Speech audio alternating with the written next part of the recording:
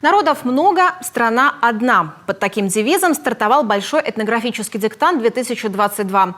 Акция началась в 2016 году в Удмуртии. Тогда в ней приняли участие около 90 тысяч человек. С каждым годом их количество растет. Сегодня этнодиктант пишут не только в России, но и во всем мире. Люди разных национальностей своими культурными самобытными обрядами, традициями, они украшают жизнь.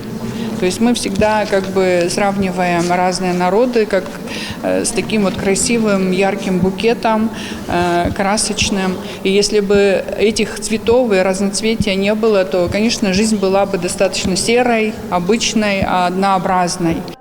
Мероприятие проходит в онлайн и офлайн режимах. В Коми зарегистрировано более 32 площадок участников, 5 из них в Сыктывкаре. Задания оформлены в виде теста из 30 вопросов. 20 из них о России и 10 о Республике Коми, составлены специалистами регионального дома дружбы народов. На выполнение дается 45 минут. Каждое задание оценивается от 3 до 5 баллов, после чего результат суммируется, а участнику выдается сертификат.